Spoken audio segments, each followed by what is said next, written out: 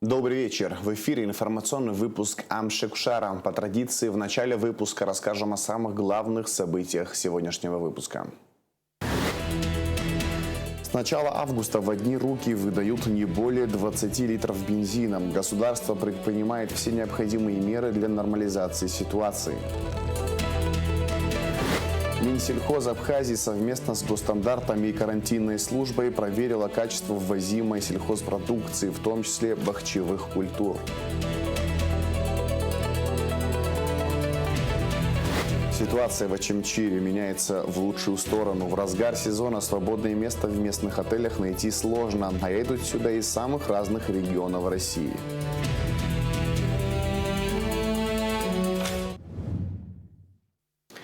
В Абхазии сохраняются очереди на заправках. С начала августа в одни руки выдают не более 20 литров бензина. Государство предпринимает все необходимые меры для нормализации сохраняющейся непростой ситуации в топливной отрасли. Ведется ежедневный мониторинг. Тему продолжит Милана Агрба. С начала месяца в республике наблюдаются длинные очереди на автозаправочных станциях. На одного человека отпускают не более 20 литров бензина. Аналогичная ситуация сложилась в Краснодарском крае и еще в 12 регионах России. Многие водители надеются, что в ближайшее время ситуация с поставками топлива стабилизируется, а местным властям удастся решить проблему. Некоторые автомобилисты отмечают, что на одних заправках очередь продвигается быстрее, чем на других.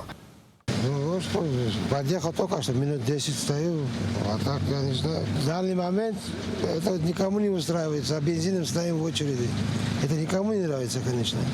А что делать? Время такое, наверное. За это никого не можем ругать, ничего не сказать. Вот здесь движется более-менее. С другой стороны города там вообще большая-большая очередь, и там постоянно пробки и полиция. По мере поступления новых партий топлива и насыщения внутреннего рынка планомерно будет расширяться перечень автозаправочных станций, на которых оно реализуется. Актуальная информация о наличии бензина, очередях и ситуации на заправках в Абхазии водители делятся в чате взаимопомощи. Взаимопомощь на дорогах Абхазии в мессенджере и Телеграм. По сравнению с тем, что я видела в Инстаграме, в других соцсетях, те очередя, которые ранее показывали, это было очень пугающе. Здесь я простояла минут 30, 25-30, и вот 2 машины у меня буквально остались. Ну, просто, видимо, повезло, не знаю, мне. Я надеюсь, что улучшится ситуация с топливом, и люди выдохнут.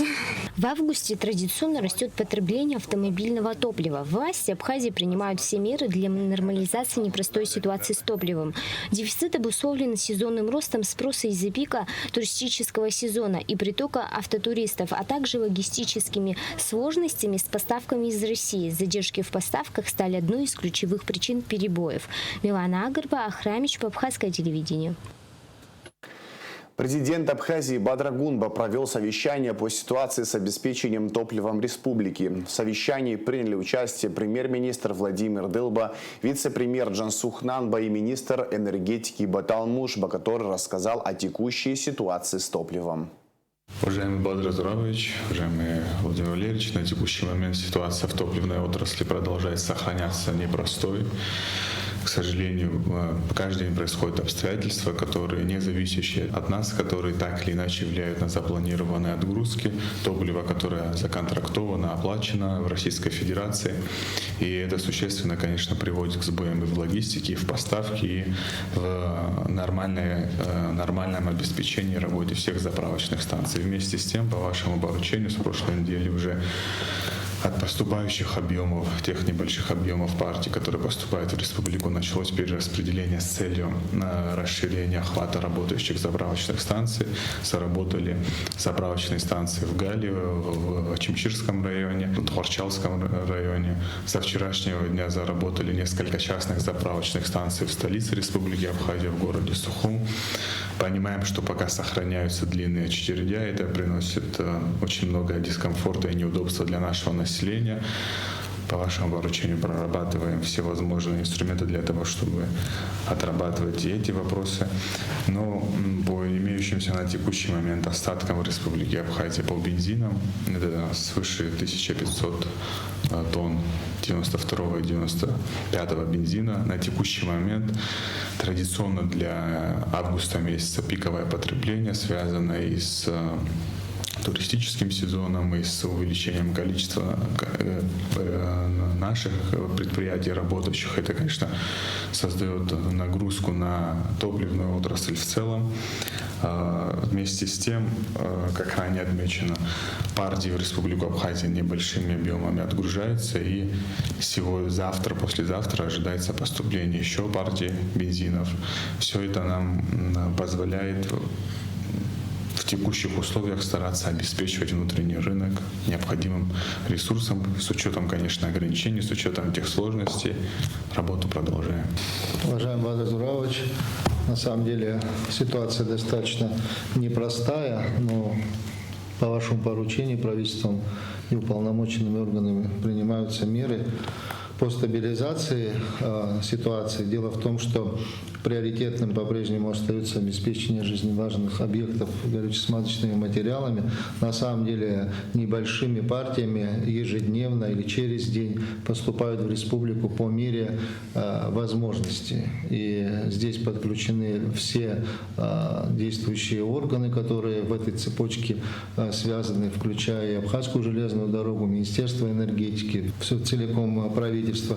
Очень надеемся, что ситуация будет меняться, но в настоящее время те обстоятельства, которые являются внешними, они вот создают такие предпосылки, что обеспечение горюче-смазочными материалами, в данном случае бензином, оно сегодня нестабильно для нужд Республики Абхазия. Сегодня, как министр только что доложил, есть информация, что через день поступит еще одна партия, превышающая больше 1000 тонн, и последующий график, который согласован уже с поставщиками, очень надеемся, что будет выдержан. Очень на это рассчитываем. Ежедневно ведутся переговоры с российской стороной, с поставщиками, с уполномоченными федеральными органами власти, поэтому работа ни на минуту не останавливается. Глава государства отметил, что сложившаяся ситуация вызвана независящими от республики обстоятельствами, добавив, что руководство страны предпринимает все меры для нормализации ситуации. Бадрагун поблагодарил граждан Абхазии за понимание. При этом президент отметил, что попытки политизировать ситуацию обречены на провал, поскольку население понимает реальные причины происходящего. Глава государства также поручил на весь период до полной стабилизации ситуации в приоритетном порядке обеспечивать горюче-смазочными материалами службы безопасности, правопорядка, медицинские учреждения, а также социальные и коммунальные службы. Владимир Владимирович, надо будет обеспечить работу всех служб и подразделений, которые обеспечивают жизнедеятельность государства. Это обязательно обеспечить топливом службы правоохранительные, службы безопасности, социальные службы, коммунальные службы, скорую помощь и ключевые объекты жизнедеятельности государства. К сожалению, обстоятельства, происходящие на топливном рынке, это обстоятельства, которые от нас, по сути, не зависят. Мы знаем, с чем это сталкивается. И, кстати говоря, наша общественность, граждане нашей страны знают, по каким причинам это происходит.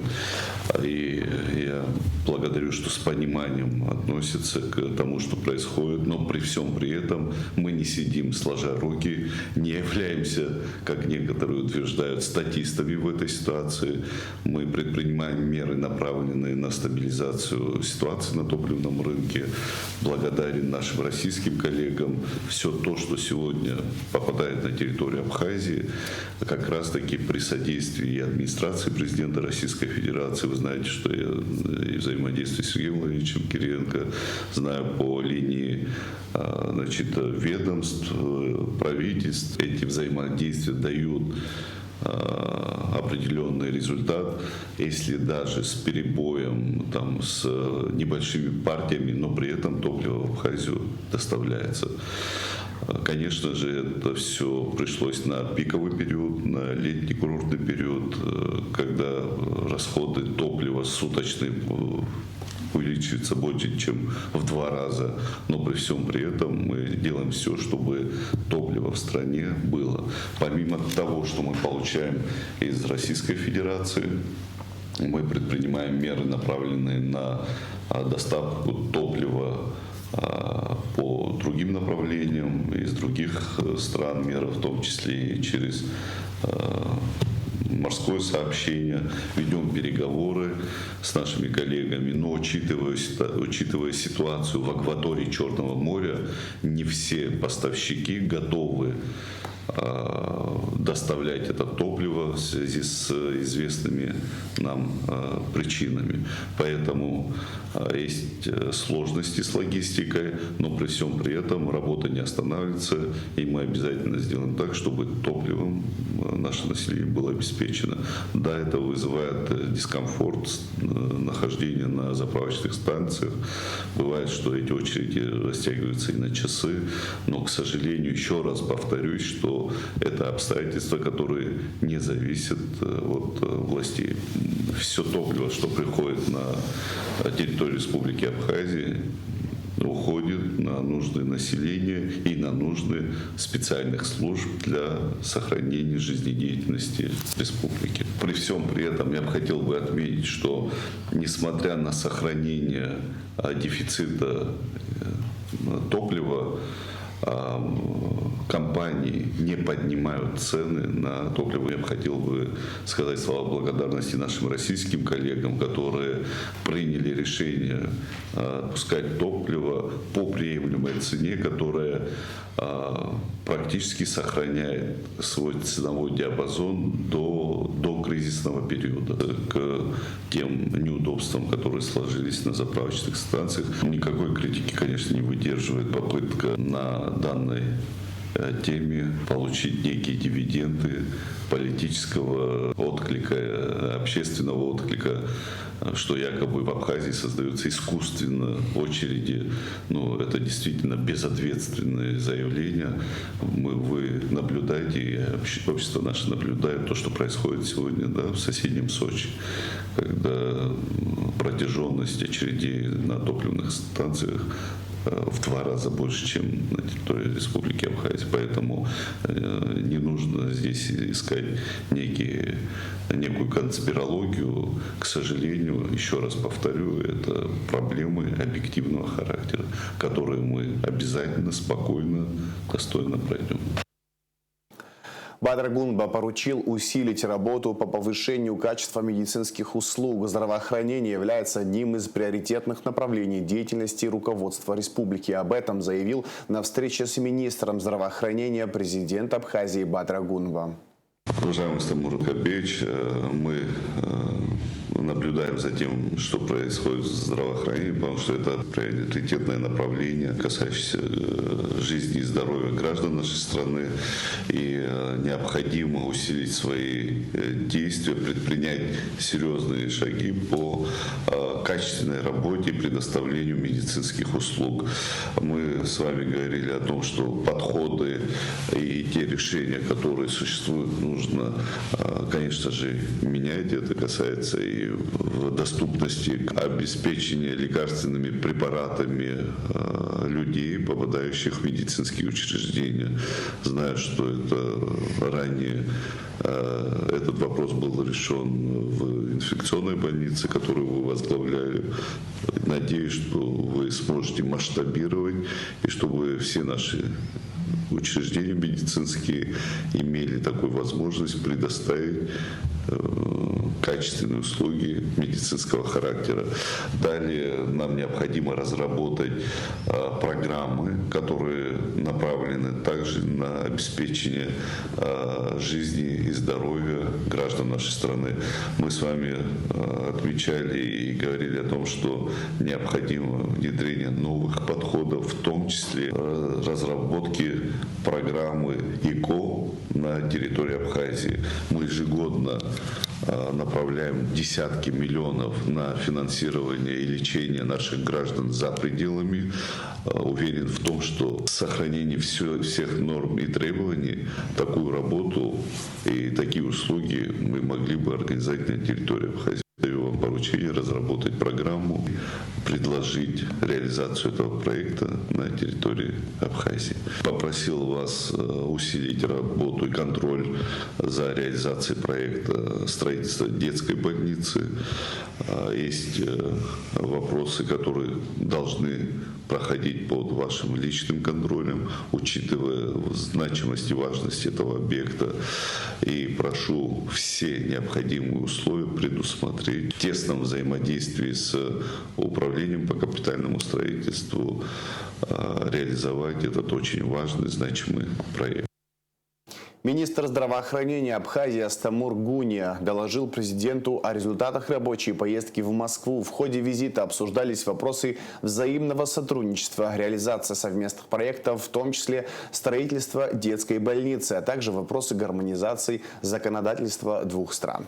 Состоялась встреча с министром здравоохранения Мурашко Михаилом Альбертовичем. Обсудили вопросы взаимного сотрудничества, обсудили совместные проекты, в том числе проект строительства детской больницы, проекты гармонизации законодательства двух стран. Посещали практически все ведущие медучреждения Москвы. Мы также обсудили вопросы лечения наших граждан Российской Федерации, постоянно проживающих на территории Абхазии в лечебных учреждениях Российской Федерации. Это по ОМС, по полису ОМС обязательного медицинского страхования, которое получают у нас наши граждане. По этому полису был подписан договор дополнительный в марте месяце, это что гласило по госпитализацию по загранпаспорту. Этот договор ратифицируется, у нас находится на последней стадии ратификации, в том числе и в Российской Федерации, также на последней стадии. И после ратификации этого договора все граждане, которые обладают этим полисом, будут лечиться во всех лечебных учреждениях Российской Федерации, в первую очередь в лечебных учреждениях Краснодарского края, ну и в случае надобности за пределами Краснодарского края бесплатно по полису ОМС. Нам командировали докторов из Российской Федерации, узкопрофильных 18 докторов. Первым этапом это было в июле месяце, они отработали. Уже вторая группа приехала, и вторая группа находится на местах в лечебных учреждениях. Планируется еще третий приезд в сентябре месяце специалистов.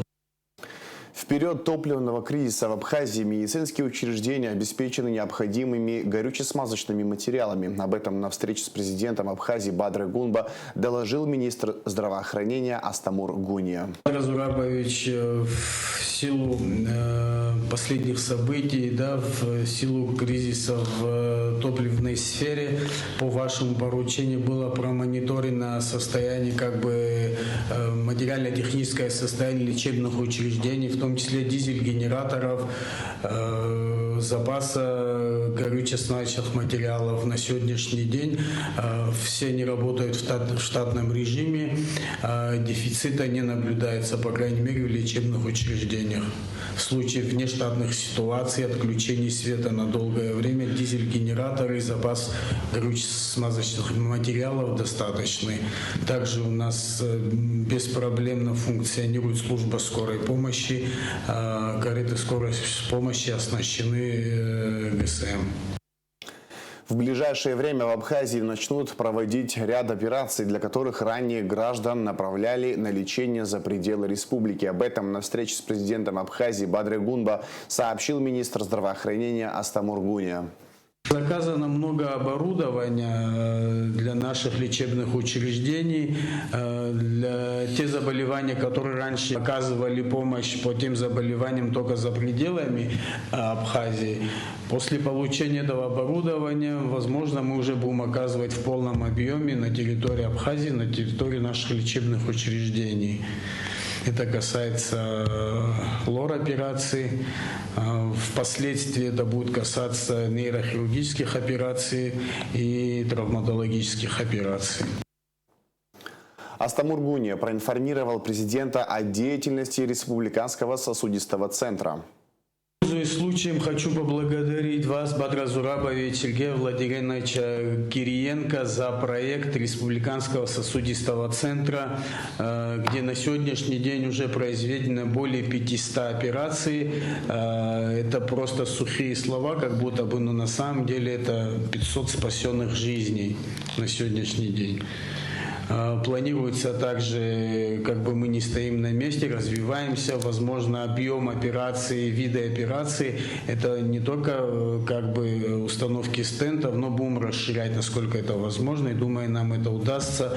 В том числе недавно была произведена новая операция по вживлению водителей ритма. Это впервые было в Абхазии сделано. Действительно, географический центр, сосудистый центр, созданный на базе республиканской больницы, продемонстрировал свою эффективность. Вы совершенно правильно отметили, 500 спасенных жизней.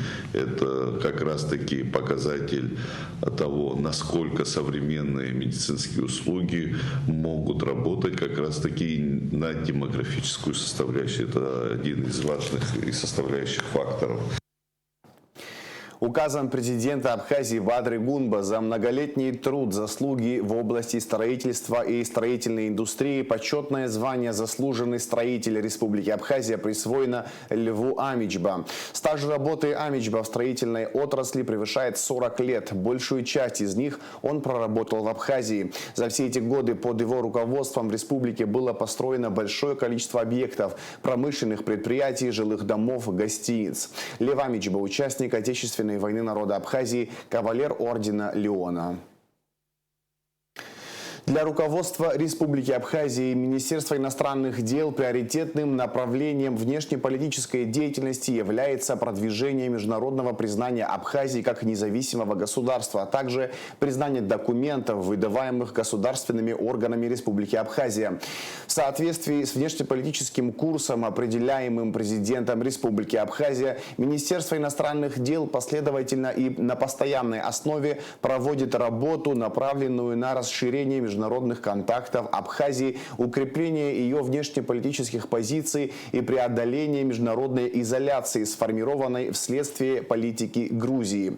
В продвижении ее внешнеполитических интересов необходимую поддержку Республики Абхазия оказывает Российская Федерация. МИД Абхазии внимательно следит за развитием ситуации вокруг инициативы группы депутатов парламента Турецкой Республики, выступивших с предложением о признании абхазских паспортов и открытии морского сообщения с Абхазией.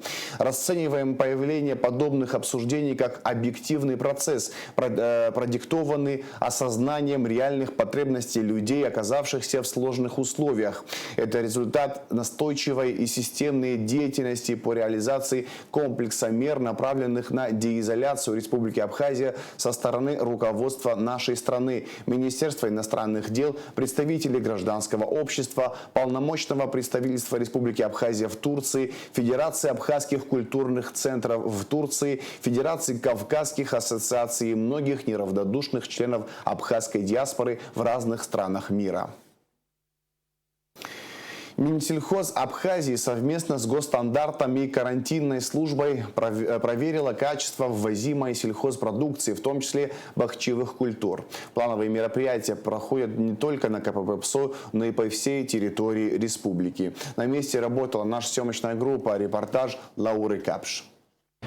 Таможенный и фитосанитарный контроль на пункте пропуска ПСО – это начальный этап для всех коммерческих грузов, включая овощи, фрукты и бахчевые, пересекающих границу. Во время досмотра проверяются сопроводительные документы, проводится визуальный осмотр, а при необходимости лабораторные или карантинные исследования для оценки безопасности продукции. Исследования проводятся в карантинной фитосанитарной экспресс-лаборатории, которая выдает результаты в течение 10-15 минут. В период активного созревания урожая нагрузка на пункт пропуска пропуска увеличивается, что приводит к ужесточению требований к оформлению партий и соблюдению правил ввоза. На пункте круглосуточно дежурят пограничники, таможенники, инспекторы карантинного контроля. Утром Министерство сельского хозяйства выехало на границу, чтобы зафиксировать работу служб и проверить сельскохозяйственную продукцию, ввозимую на территорию Абхазии. Это плановая работа, проводимая Министерством сельского хозяйства, госстандартом и карантинной службой, отметил заместитель министра сельского хозяйства Дмитрий Хагуш. Стоит отметить, что такие проверки проводятся не только на КПП ПСО, но и по всей Абхазии. Проверяем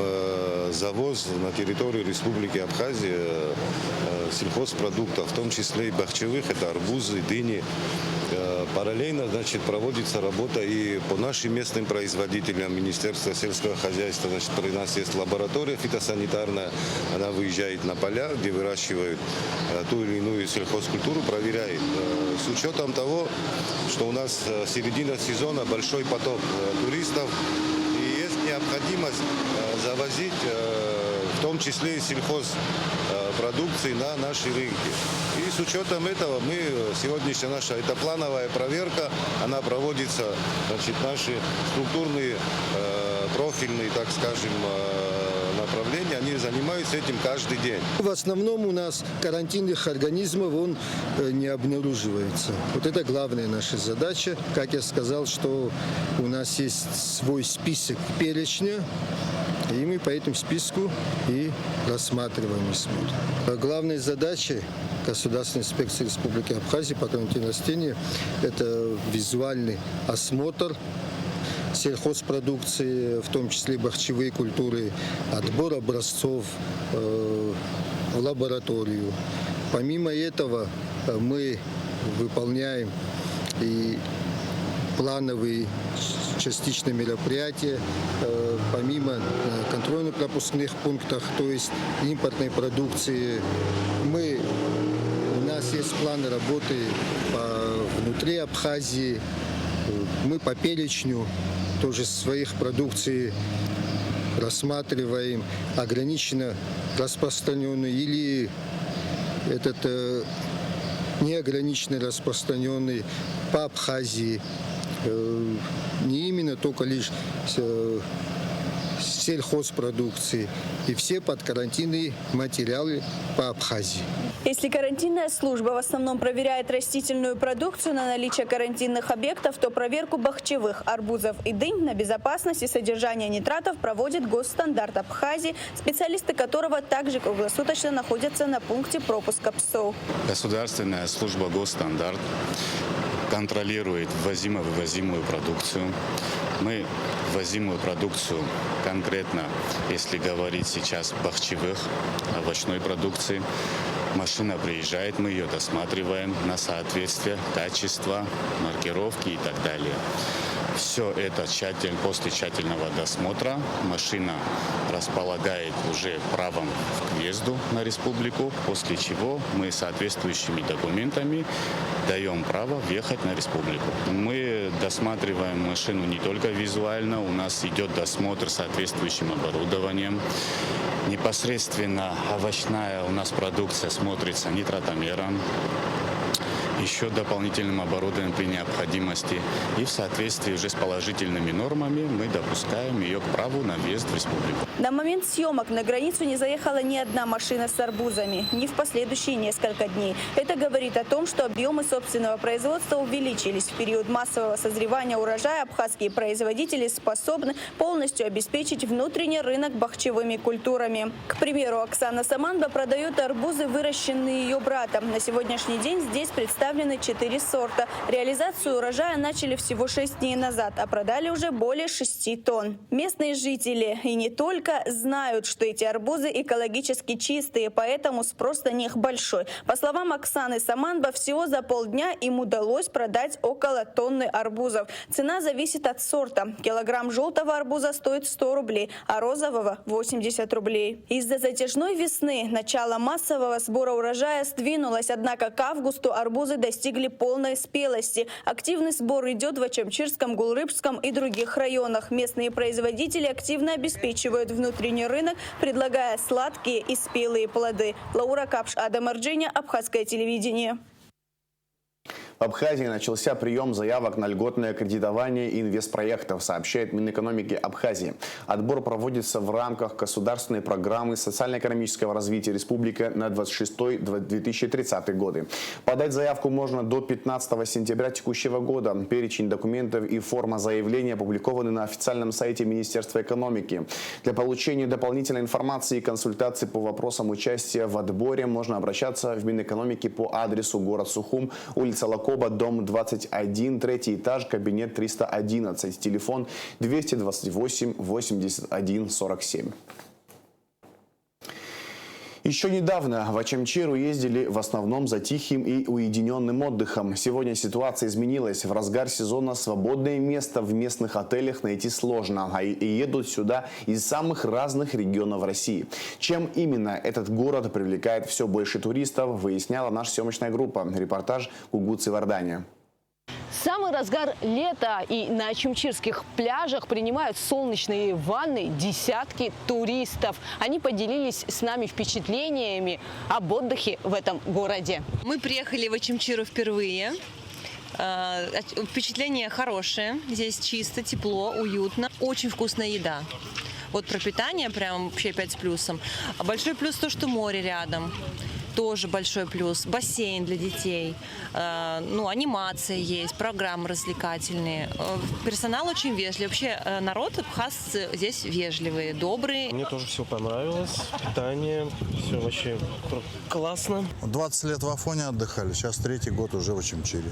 У меня и дочь здесь меньше болеет. Город, конечно, он маленький, но хороший такой, уютный, хороший городок. Утреннее солнце только начинает прогревать галечно-песчаный берег, а на пляже Очамчира уже кипит жизнь. Еще несколько лет назад эти места выбирали лишь ценители уединенного отдыха. Но сегодня картина кардинально изменилась. С каждым сезоном число туристов здесь растет. Людей привлекает уникальное сочетание, редкий для больших курортов простор и развивающийся сервис. Прекрасное место. Абхазия, говорят, страна души. Действительно, с душой здесь находишься, с хорошими впечатлениями, много эмоций, положительных моментов. Очень понравилось. Мы первый раз здесь и еще раз обязательно приедем. Вы из какого города? Мы из Воронежа. Море хорошее.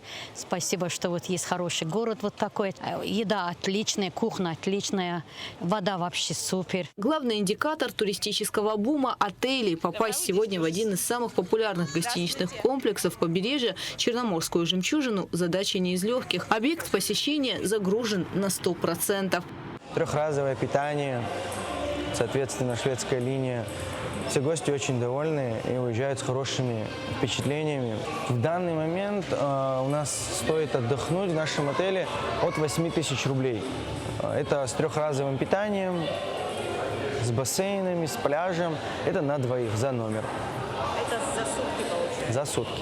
Прямо на территории функционирует оздоровительный центр. Здесь можно пройти терапевтические процедуры и проконсультироваться с врачами. А в аптеке при гостинице продаются не только необходимые медикаменты, но и детское питание для самых маленьких гостей. У нас в медцентре приезжают как гости, туристы могут обслуживаться, так могут обслуживаться и гости с периметра, то есть это наши местные жители. В особенности, когда у нас наступает спад туристов, мы разрабатываем различные программы, социальные программы, социального направления для наших уважаемых группы учителей. У нас в прошлом году были. В этом году мы планируем, мы заключили контракты с ветеранами войны.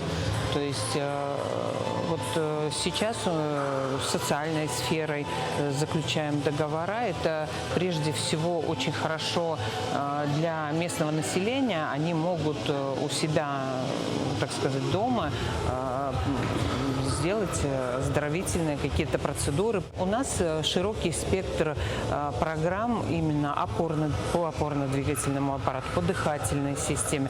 У нас есть уникальный термальный источник кремниевый, который очень хорошо сопрягается в программах оздоровления опорно-двигательного аппарата. Также мы проводим лечение деток, оздоровительные программы, курсы для того, чтобы поднять иммунитет, чтобы в зимний период детки не болели. То есть это и постоперационные реабилитационные программы. К услугам отдыхающих и бассейны. Один из них с кремниевой водой из термального источника. Правда, перед его посещением консультация специалиста обязательна. Каждые 3 раза в день ходим по 20 минут. Каждый день не пропускаем. Приехали 1 августа. Нам здесь очень нравится. Мы все дальше и дальше уходим от Спицунда, от Гагры. Последний раз были Рыбозаводская, потом Мюссера. И решили приехать сюда. И нам очень все понравилось. Конечно, мы еще приедем. Здесь и обслуживание. В общем, хороший уровень. Безопасность на воде в приоритете. На пляже дежурит спасательная служба. По словам специалистов, происшествий не зафиксировано. Береговая линия находится под строгим и постоянным контролем. Сегодня на Очимчирском побережье проводят отпуск туристы со всей России. От Москвы до Калининграда. Есть и те, кто приехал сменить обстановку даже с соседней Красной Поляны. Очень тут уютно, замечательно. Кормят прекрасно, здоровая еда, полезная, вкусная. Это просто уа! А люди тоже очень приятные, то есть преимущественно семьи с детьми, то есть комфортно. Вот мы с подругой здесь, и нам тут очень хорошо было. Вы сам с какого города? Красная Поляна. Сочетание развивающегося сервиса, чистого моря и гостеприимства делает свое дело. И судя по числу гостей в Очимчире, этот сезон станет лишь стартовой точкой для нового этапа в развитии туризма. Гугут Савардания, Камила Джопуа, Абхазское телевидение. Гагарское отделение энергосбыта РУП «Черноморэнерго» информирует жителей и абонентов Гагарского района о необходимости полного погашения имеющейся задолженности за потребленную электроэнергию. В срок до 20 августа потребителям, имеющим задолженность, необходимо обратиться в Гагарскую районную электросеть по адресу Сухумское шоссе, 2 переулок, дом 11 для проведения сверки расчетов и внесения оплаты. В случае неявки абонентов или неуплаты задолженности в указанный срок подача электроэнергии будет прекращена. Хибла Гризмава посетила Центр здоровья и красоты при пансионате «Литфонд». Главврач центра Астанда Барганджи пригласила народную артистку России и Абхазии. Центр многопрофильный. Здесь можно пройти диагностику, получить консультацию специалиста, пройти курс лечения или реабилитации, воспользоваться косметологическими или СПА-услугами. Центр красоты и здоровья оборудован кабинетом МРТ, КТ, маммографии, УЗИ, рентгена, оборудованием для гастроскопии и некоторых хирургических методов лечения. Также центр представляет процедуры физиотерапии, электро- и ударно-волновой терапии, криотерапию и внутривенную инфузионную терапию. 8-этажный медицинский центр был открыт в текущем году при поддержке концерна «Росэнергоатом».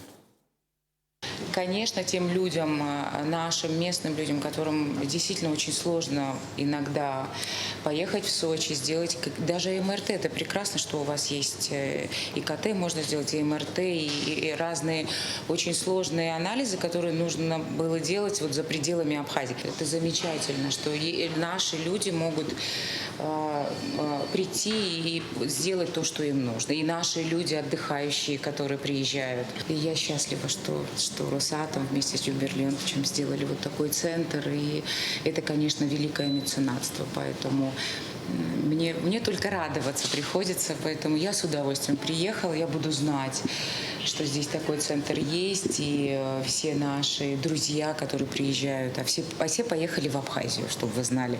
Все приезжают сюда отдыхать. Поэтому это прекрасно, что есть возможность и отдохнуть, и здоровье подтянуть. И если вдруг, не дай бог, что-то случилось, всегда можно приехать к вам, и здесь есть все. 95 лет исполнилось со дня рождения выдающегося ученого, первого доктора биологических наук из абхазов, академика, вице-президента Академии наук Абхазии, директора Института ботаники Гиви Айба. В 1959 году Гиви Григорьевич становится очным аспирантом всемирно известного Всесоюзного научно-исследовательского института растениеводства имени академика Вавилова. После окончания аспирантуры блестяще защищает кандидатскую диссертацию и возвращается в родную Абхазию. Свою научную деятельность начинает на Сухумской опытной станции субтропических культур Всесоюзного института растениеводства в должности научного сотрудника. В 1964 году Гиви Айба назначили директором Сухумского ботанического сада, где он проработал до конца своей жизни. Гиви Григорьевич – автор более 100 научных работ, монографий, статей, сообщений. Его именем названа улица, на которой он жил. Вывешена мемориальная доска на здании института, которым он руководил более 40 лет. В администрации Сухума комиссия под председательством замглавы Автандила Сурманидзе подвела итоги конкурса «Чистый город», проведенного в столице по распоряжению главы Тимура Агрба. Подробности в материале пресс-службы столицы. В администрации Сухума подвели итоги конкурса «Чистый город», проведенного в столице по распоряжению главы Тимура Агрба. Председатель конкурсной комиссии Автандил Сурманидзе отметил активное участие горожан в благоустройстве придомовых территорий.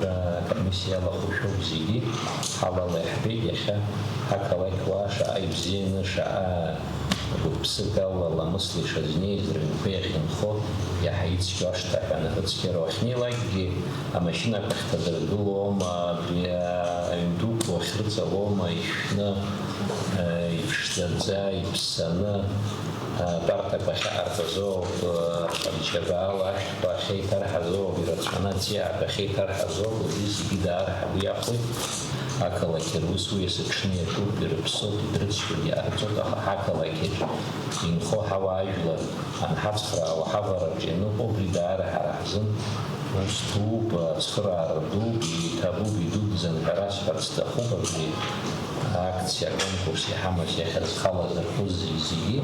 В течение 10 дней члены комиссии побывали во дворах многоэтажных домов, детских садов, во дворах ведомственного жилищного фонда и благоустроенных территориях предприятий. Комиссией осмотрены более 100 объектов, в том числе объекты торговли, а также дополнительные дворы, не подавшие официальные заявки, но принявшие участие в благоустройстве города. Председатель Сухумского городского собрания поблагодарил горожан за участие в конкурсе. Сухум – это особый город, город со своей большой историей, со своим духом. И в первую очередь его особенным делают это люди, которые в нем живут. На мой взгляд, именно симбиоз активных людей, которые любят свой город, приводят в порядок свои дворовые территории и органов местной власти, именно такой симбиоз и дает результат и сделает наш город по-настоящему чистым и потрясающим. С каждым годом количество людей, задействованных в данном конкурсе, растет. Это очень приятно. Было приятно ходить по дворовым территориям, смотреть, как люди своим трудом стараются приводить дворовые территории в порядок. И за это им большое спасибо. Победителя объявила замдиректора департамента ЖКХ администрации Сухума Елена Отепина. Здесь много было критерий наличия и состояние детских малых форм, и парковка, и гаражи. То есть жители действительно постарались. Наличие табличек на подъездах, наличие номерных знаков дома.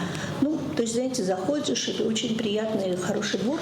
Лучшим сухумским двориком 2026 объявлен двор частного жилого дома по адресу улица Академика Мара, 26. Лучший двор, благоустроенный при активном участии жителей, дворовая территория многоквартирных домов по адресу улицы Иналыпа 3, Джонуа 4, Лакоба 103. Лучший двор ведомственного жилищного фонда, дворовая территория многоквартирного дома по адресу улица Воронова 11. Лучшим детсадовским двором признан двор детского сада Гунда по улице Картозия 7. Самая благоустроенная территория предприятия – двор Сухумского пивоваренного завода. Церемонию награждения победителей конкурса «Чистый город» проведут в сентябре. А сейчас расскажем о погоде. Во вторник, 11 августа, в Абхазии ожидается облачная, но жаркая погода. Временами возможны осадки, гроза. Температура воздуха ночью 19-24, днем 27-32 градуса. Температура морской воды плюс 27 градусов.